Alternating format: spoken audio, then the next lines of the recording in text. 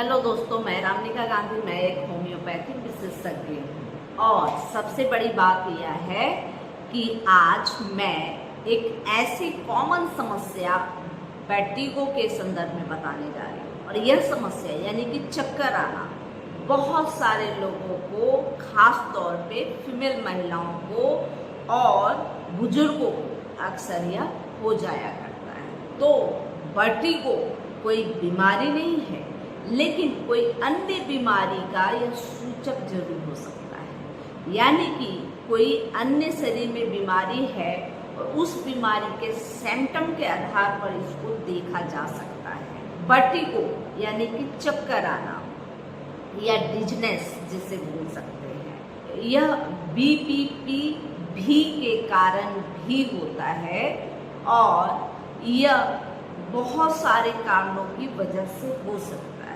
जो वर्टिगो है, एक पेरिफेरल वर्टिगो होता है और दूसरा सेंट्रल वर्टिगो। जो पेरिफेरल वर्टिगो होता है, जैसे कि हम बीमार थे, बीमारी की वजह से कमजोरी हुई, या हमारे कानों में किसी तरह का प्रॉब्लम है, या जिसे मीनियर डिजीज बोलते हैं, माइनर डिजीज, जो कानों की समस्या है, आंखों के नसों में कोई प्रॉब्लम आ रही है, इस तरह से शरीर के विभिन्न तंत्रिका तंत्रों में अगर कोई प्रॉब्लम आ रही है, सर्वाइकल में प्रॉब्लम आ रही है, तो इसके वजह से होने वाला जो वर्टिगो है उसे पेरिफेरल वर्टिगो बोलते हैं। लेकिन सिर में किसी तरह का चोट लगा या सिर में किसी तरह का फंक्शन में कोई प्रॉब्लम आ रही है, तो उसकी वजह से होने वाले वर्टिगो को सेंट्रल वर्टिगो।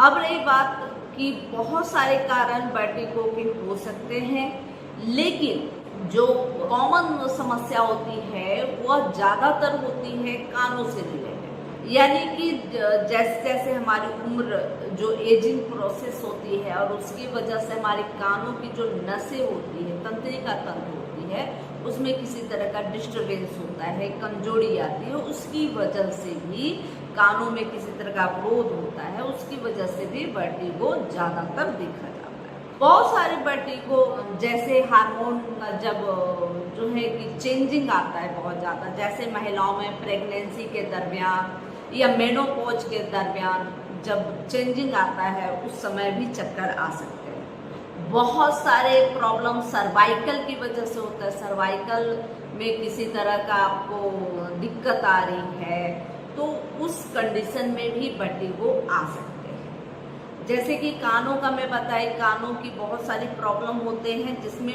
मेनियर डिजीज में बहुत सारे लोग हमारे क्लिनिक पे पहुंचते हैं चक्कर के साथ।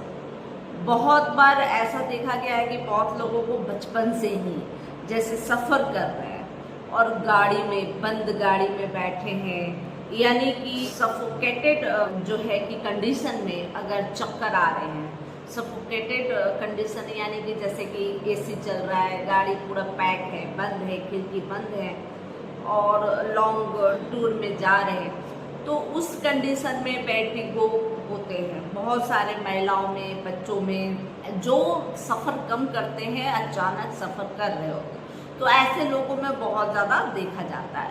ऐसे लोगों में अगर वर्टिगो होता है तो उस कंडीशन में नोजिया, वोमिटिंग भी देखी जाती है।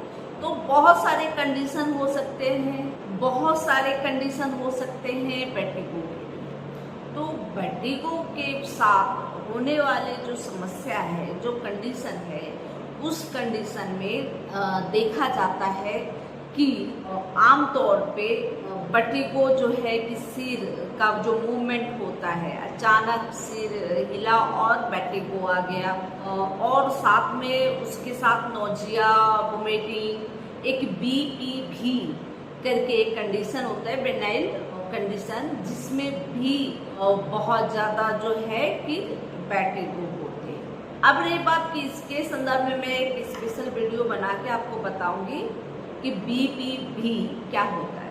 तो अब रही बात कि जो वर्टिगो होते हैं उसके अलग अलग कंडीशन हो सकते हैं, अलग अलग स्थितियों में वर्टिगो हो सकता है। बहुत सारी बीमारियों के साथ वर्टिगो हो सकता है। कभी कभी हमारे शरीर से बहुत ज़्यादा रक्तस्राव हो चुका है, या बहुत ज़्यादा दस्त, या बहुत ज़्यादा उल्टी के बाद कमजोरी इतनी हो गई है कि कमजोरी के वजह से भी वर्टिगो होते हैं। कभी कभी देखा जाता है कि बहुत लंबे समय से हम बीमार थे, कोई गंभीर समस्या रही, जैसे बहुत ज़्यादा फीवर से पीड़ित रहे हैं, या किसी अन्य भी बीमारी जिससे लंबे समय से आप बीमार रहे हों, उस कंडीशन में भी वर्टिगो होते हैं। हमारे शरीर के तंत्रिका तंत्र में अगर डिस्टर्बेंस होता है तो भी वर्टिगो होते हैं। कारण बहुत सारे हो सकते हैं, लेकिन होम्योपैथिक में एक बहुत ही बेहतरीन ट्रीटमेंट होती है, और इससे आपकी वर्टिगो ही नहीं, वर्टिगो होने के जो कारण हैं, यानी जो बीमारियां हैं जिसके वजह से वर्टिगो हो रही हैं, वह भी बिल्कुल जड़ से समाप्त हो जाती है। चाहे बीमारी छोटी हो, बीमारी बड़ी हो, हर कंडीशन में आपको मुक्ति दिलाती है। तो होम्योपैथिक सुगम भी है, सुरक्षित भी है। लेकिन मैं फिर भी कहूँगी, मैं दवाइयाँ तो बहुत ज़्यादा कारगर दवाइयाँ आपको बताऊँगी, बहुत ज़्यादा उसका उपयोग किया जाता है, और वर्टिगो को ठीक करने में बहुत ज़्यादा इसमें अहम भूमिका होती है। मैंने अपने प्रैक्टिस के दरमियान बहुत सारे ऐसे महिला, पुरुष व बुजुर्गों के वर्टिगो की समस्या का निदान की हूँ, और यह वर्टिगो 100% जो है कि ठीक हो जाता है। होम्योपैथिक बहुत ही बेहतरीन ट्रीटमेंट है, और इस पर जरूर आप एक बार इस ट्रीटमेंट का प्रयोग जरूर करेंगे। चाहे आपके शरीर में बीमारी छोटी हो या बड़ी हो, हर बीमारी का निदान होम्योपैथिक से है। लेकिन सबसे बड़ी बात यह होती है होम्योपैथिक के अंदर कि होम्योपैथिक से निदान पाने के लिए आपको किसी अच्छे होम्योपैथिक विशेषज्ञ डॉक्टर से जरूर मिलनी चाहिए, क्योंकि होम्योपैथिक जो दवा होती है उसको चयन करने में बहुत ज़्यादा दिमाग की खपत होती है, और बहुत ज़्यादा इसमें अनुभव की ज़रूरत होती है। और यह अनुभव हमारे जो प्रैक्टिशनर डॉक्टर होते हैं, जो लगातार पेशेंट रिकवर करते हैं, ठीक करते हैं, उन लोगों के पास इस तरह का अनुभूति जरूर होता है। तो इसलिए मैं हमेशा ये रिकमेंड करूँगी कि आप जब भी अपने किसी भी बीमारी, किसी भी हेल्थ से जुड़ी हुई समस्या के निदान के लिए आप ट्रीटमेंट चाहते हैं, तो जहाँ तक संभव हो आप डॉक्टर के कंसल्ट में जाके ही अपना ट्रीटमेंट कराएं, तो आप बेहतर तरीके से ठीक होंगे। और दूसरी बात कि डॉक्टर से अगर ट्रीटमेंट करा रहे हैं तो आप उनको पूरी तरह से ठीक करने तक उनको टाइम दें। आपकी बड़ी से बड़ी समस्या, बहुत बड़ी बड़ी खर्चों वाली बीमारियां बहुत चुटकियों में ठीक हो सकती है, लेकिन इसमें पेशेंस की ज़रूरत होती है, और डॉक्टर का सही चयन करने की ज़रूरत होती है। क्योंकि डॉक्टर अगर अनुभवी होंगे तो आपके पूर्ण रूपेण आपकी बीमारियों को ठीक करेंगे। चूँकि होम्योपैथी कभी भी किसी को बुरा प्रभाव नहीं देता। कुछ लोग बोलते हैं, भ्रम रहता है कि होम्योपैथिक मुझे सूट नहीं करती। सूट नहीं करने की वजह होती है कि आपने जो दवा चयन की थी अपने लिए, वह आपके लिए नहीं थी, वह परफेक्ट दवा नहीं थी। खैर, मैं और विशेष नहीं बताना चाहूँगी इस संदर्भ में, आपको वर्टिगो के संदर्भ में मैं बताने जा रही हूँ, और आप ध्यान से सुनेंगे तभी जाके आप सही दवा का चयन कर पाएंगे। मैं अक्सर अपने वीडियो के माध्यम से जब भी दवाइयाँ बताती हूँ, तो जो दवाइयाँ बताती हूँ उसके खास सिम्टम भी साथ में बताती हूँ। उस सिम्टम पे अगर ध्यान देंगे तो मुझे लगता है कि आपकी 80 से 90% बीमारियाँ वैसे भी ठीक हो सकती हैं। लेकिन ध्यान से सुनेंगे, समझेंगे। अगर एक बार में समझ नहीं आती तो वीडियो को दोबारा भी आप देख सकते हैं, समझ सकते हैं, और ध्यान से सुनेंगे, और तभी दवा का चयन करके दवा लेंगे। जितनी दवाइयाँ बताऊंगी उतनी दवाइयाँ नहीं लेनी होती हैं, सिर्फ एक दवाई ही आपके लिए परफेक्ट होती है। तो इसलिए आप उन दवाइयों को जरूर ध्यान से सुने, और ध्यान से ही आप दवाइयों का चयन करें। अब रही बात कि वर्टिगो की जो समस्या होती है यानी कि चक्कर आना, तो इसमें 2 दवाइयाँ बहुत ज़्यादा प्रमुखता से मैं उपयोग करती हूँ। एक कोनियम मेटालिक और दूसरा बेलाडोना। अब रही बात कि कोनियम किस कंडीशन में देनी है, बहुत लोग जो होते हैं वो काफ़ी उम्र हो चुकी होती है और अविवाहित होते हैं और उस कंडीशन में अगर उनको चक्कर आ रहे हो तो वैसी स्थिति में कोनियम बहुत ही बेहतर है। दूसरा कंडीशन, अगर आपके घर में, आपके फैमिली में किसी तरह के कैंसर की हिस्ट्री रही तो भी कोनियम आपको फायदा कर सकता है। तीसरी कंडीशन कि आपको ये मस्तिष्क में ट्यूमर की वजह से अगर चक्कर आ रही है तो भी कोनियम आपकी मस्ट दवाई है जो सर्वश्रेष्ठ है।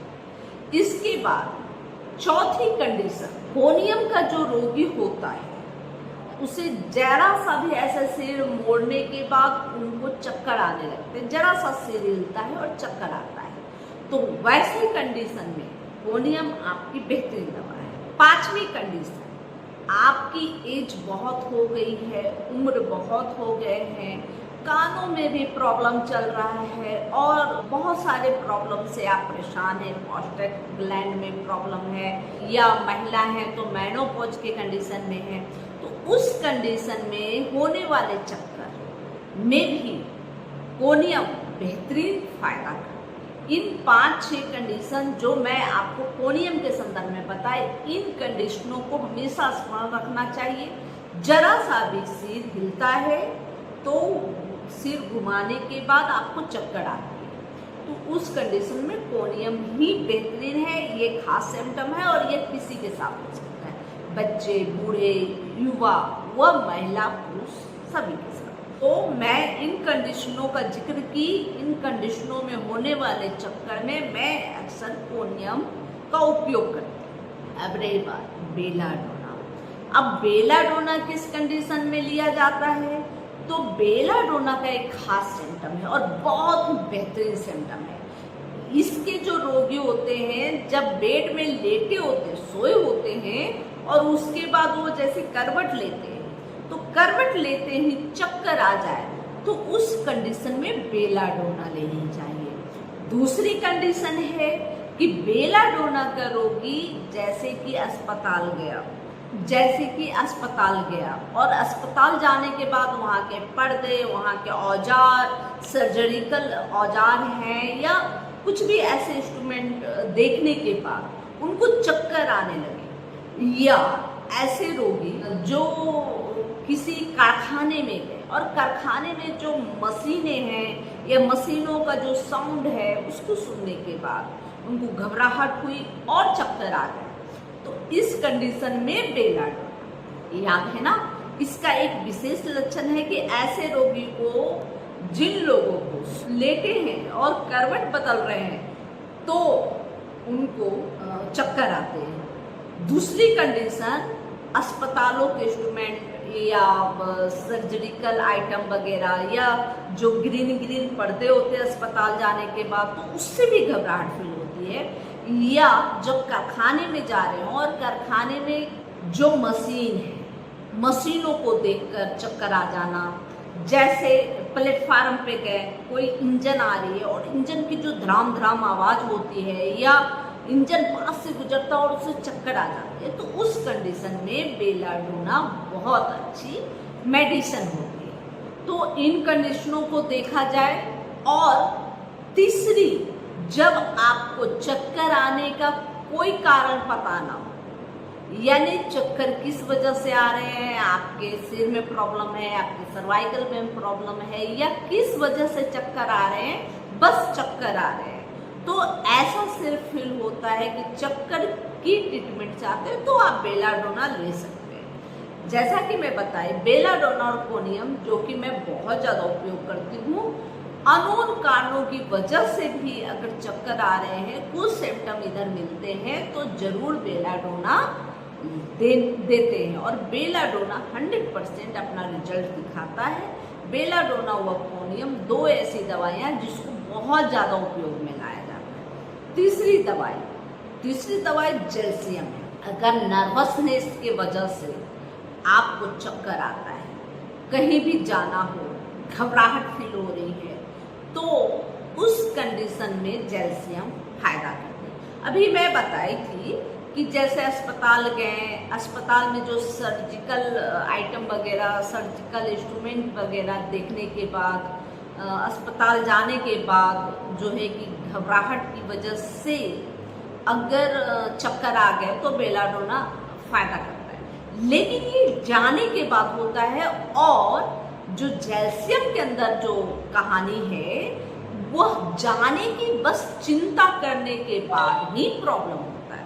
मतलब जाने का सोचना, जाने का चिंता करना, इतना से में उसे चक्कर आता है, और जाने के बाद चक्कर नहीं आता। बेलाडोना भी ठीक उल्टा है, वहाँ चले गए, उसके बाद जो वहाँ का द्राम ध्रूम या जो आइटम हम देख रहे हैं उससे चक्कर आ रहा है, वो उस डर से चक्कर आ रहा है, और ये जाने की सोच, नर्वसनेस की वजह से चक्कर आ रहा है। तो दोनों में फर्क है, याद रखें, दोनों में फर्क है।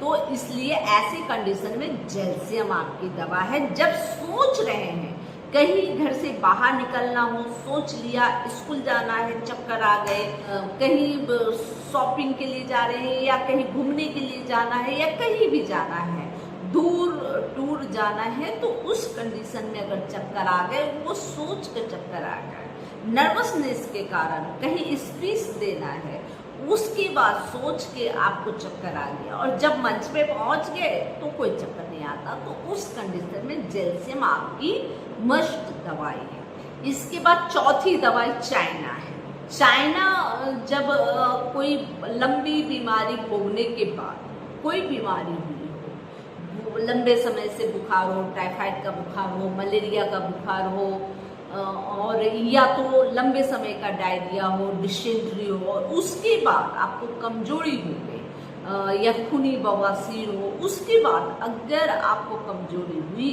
तो उस कंडीशन में चाइना बहुत ज़्यादा फायदा करता है। वीकनेस की वजह से अगर आपको चक्कर आ रहे हैं तो उस कंडीशन में चाइना आपकी अच्छी दवा है। इसके बाद अब बात कर लेते हैं, जैसा कि मैं कह रही थी कि सर्वाइकल के वजह से भी आपको जो है कि चक्कर आते हैं, तो सर्वाइकल की वजह से अगर चक्कर आ रहे हैं तो उसके लिए स्पाइजेलिया का चयन करना चाहिए। स्पाइजेलिया बेहतरीन दवा है। अगर बीपीवी के वजह से अगर चक्कर आ रहे हैं, यानी कि ऐसे चक्कर जो आपको मूवमेंट, जैसे ही चलते फिरते हैं तो मूवमेंट के बाद अगर चक्कर आ रही है तो ब्रोनिया लेनी चाहिए।